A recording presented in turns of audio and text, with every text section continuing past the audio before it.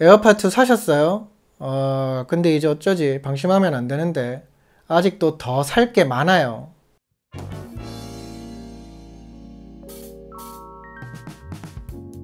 안녕하세요, 라이브렉스입니다. 에어팟2가 국내에 나오고 나서 지금 여러가지 방법으로 요거를 구하려고 시도하시는 분들이 많은 걸로 알고 있어요. 저 같은 경우에는 이제 해외에서 직구를 해서 조금 더 먼저 써보고 있기 때문에 그런지는 몰라도 많은 분들이 이제 뭐 메일이라든지 쪽지라든지 이런 걸로 지금 이 제품에 대해서 뭐 궁금한 점들을 질문을 주시곤 하는데요.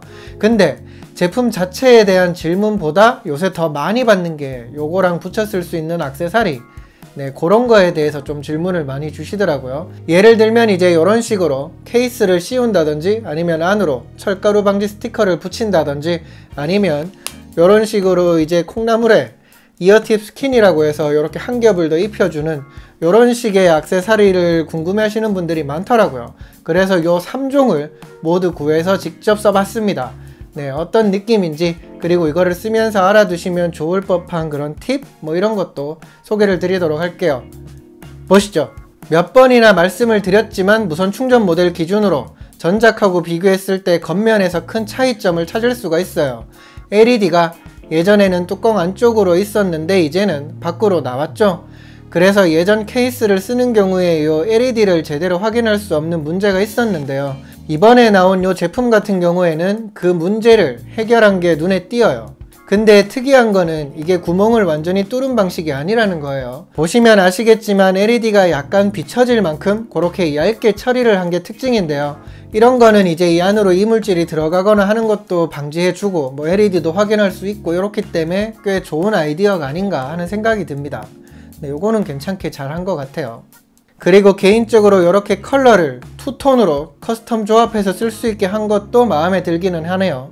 그래서 다양한 조합으로 여러가지 느낌을 갖도록 표현할 수 있을 것 같기도 해요.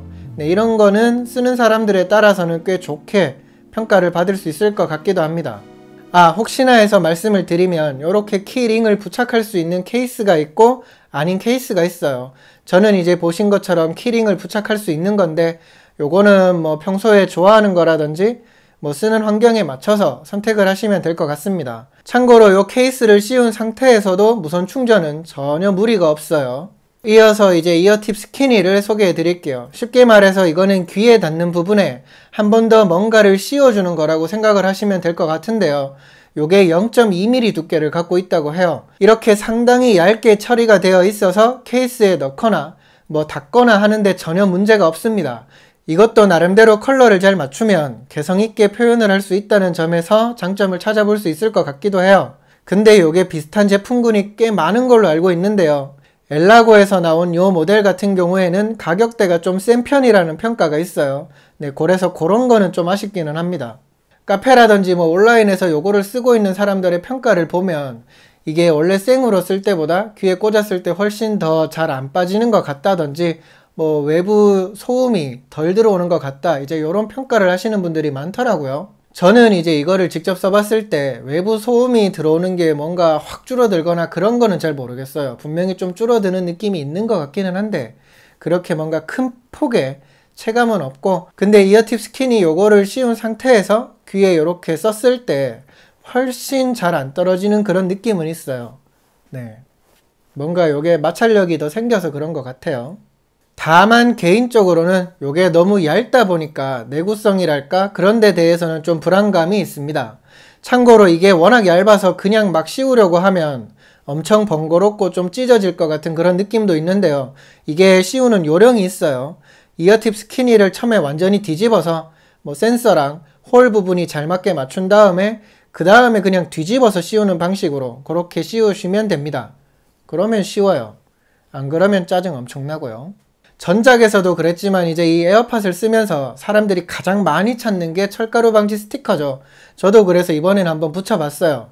뭐 전작에서 이것 때문에 저는 이제 큰 피해를 본 적은 없는데 이번에는 이제 궁금해 하시는 분들도 있고 해서 구한 김에 붙여봤어요. 이렇게 엘라고에서 소개되는 걸 보니까 기존에는 타이트하게 제작됐던 무선 충전 버전이 이번에는 좀 업데이트 되면서 새로 출시가 됐다고 해요. 저도 그래서 지금은 새로 나온 그거를 구했는데요.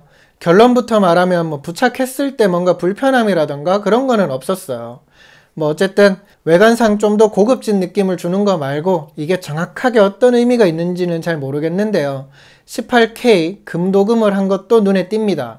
저는 지금 이렇게 노란빛이 도는 금도금이 된 거를 선택을 했는데 로즈골드빛이 나는 것도 있어요. 네, 그러니까 요거는 자기가 더 좋은 거를 고르시면 될 것 같습니다. 뭐 당연한 얘기겠죠. 지금 이 철가루 방지 스티커를 부착한 다음에 에어팟 케이스가 뭐 벌어지거나 하는 문제가 없냐 이런 거를 물어보시는 분들이 정말 많았어요.